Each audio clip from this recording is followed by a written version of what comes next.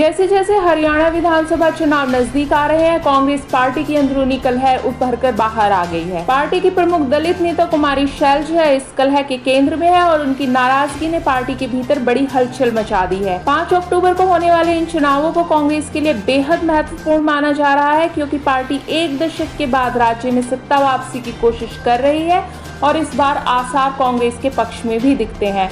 लेकिन शैलजा के चुनाव प्रचार से दूर रहने ने कई सवाल खड़े कर दिए हैं, खासकर तब जब उनकी सिरसा और फतेहाबाद जैसी सीटों पर महत्वपूर्ण पकड़ है। कुमारी शैलजा कांग्रेस की महासचिव और सिरसा से सांसद है। उनके चुनाव प्रचार से हटने से उनके नाराज होने की अटकलें शुरू हो गई हैं और हाल ही में उन्हें टिकट वितरण प्रक्रिया में भी किनारे कर दिया गया है।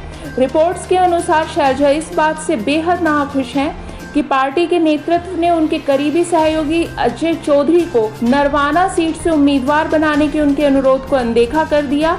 इसके अलावा शैलजा ने अपने खेमे के लिए 30 टिकटों की मांग की थी, लेकिन केवल 9 टिकट ही उन्हें मिल पाए हैं। शैलजा की नाराजगी का एक और कारण यह है कि उनके प्रभाव क्षेत्र सिरसा में भी उनके समर्थकों को टिकट नहीं मिला है। शैलजा कांग्रेस के प्रचार से तो गैर मौजूद है ही, लेकिन उनकी गैर मौजूदगी तब और भी ज्यादा नोटिस की गई जब अपनी ही पार्टी के मैनिफेस्टो रिलीज प्रोग्राम में शैलजा नहीं पहुंची। उनके चुनाव प्रचार से हटने के कारण कांग्रेस को दलित समुदाय के वोटों को साधने में दिक्कतें आ रही है। हरियाणा में यह दलित टोटल वोटर्स का 20% है और 17 सीटें हरियाणा की अनुसूचित जाति के लिए आरक्षित है। शैलजा को इन सीटों पर प्रमुख रणनीतिकार भी माना जाता है। अमित शाह ने भी कांग्रेस की इस अंदरूनी कलह के ऊपर चुटकी ली है और कांग्रेस को दलित विरोधी पार्टी बताते हुए उन्होंने शैलजा के साथ में कांग्रेस के व्यवहार का हवाला दिया है। हालांकि कांग्रेस का नेतृत्व अब इस अंदरूनी कलह के लिए जाग उठा है और अब कोशिशें की जा रही है कि किसी तरीके से सुलह हो जाए। शैलजा ने हाल ही में कांग्रेस अध्यक्ष मल्लिकार्जुन खड़गे से मुलाकात की है और वहां उन्होंने अपनी चिंताओं को खड़गे के साथ में शेयर किया। खड़गे ने उनकी समस्याओं का समाधान करने का आश्वासन दिया है। इसके अलावा राहुल गांधी ने भी अशोक गहलोत से बात की है, जो हरियाणा के चुनावी प्रभारी हैं, और उन्होंने आग्रह किया है कि शैलजा को चुनाव प्रचार में वापस लाया जाए। हालांकि अब यह उम्मीद की जा रही है कि वे 26 सितंबर को राहुल गांधी के नरवाना रैली से वापस चुनाव प्रचार में शामिल होंगी। कांग्रेस पार्टी उनके वापस आने की उम्मीद कर रही है ताकि दलित समुदाय में अपनी पकड़ मजबूत की जा सके, जो चुनाव में जीत के लिए बेहद महत्वपूर्ण है। हाल ही में शैलजा ने आज तक के कार्यक्रम में भाजपा के नेताओं की उस सलाह पर टिप्पणी की है जिसमें उन्होंने भाजपा में शामिल होने का प्रस्ताव दिया गया था। शैलजा ने कहा कि कांग्रेस उनके खून पे है और वह मरते हुए भी कांग्रेस के झंडे में लपेटा जाना पसंद करेंगी। हालांकि शैलजा के इस बयान ने यह स्पष्ट कर दिया है कि वे कांग्रेस से जुड़ी रहेंगी, लेकिन इस सब के बीच अभी भी यह साफ है कि कांग्रेस पार्टी के भीतर के डायनामिक्स पूरी तरीके से सुलझे नहीं है। चुनाव के इतने नजदीक आने पर पार्टी के अंदर एकता बनाए रखना बेहद महत्वपूर्ण है। शैलजा और हुड्डा दोनों ही कांग्रेस के लिए अलग अलग समुदायों को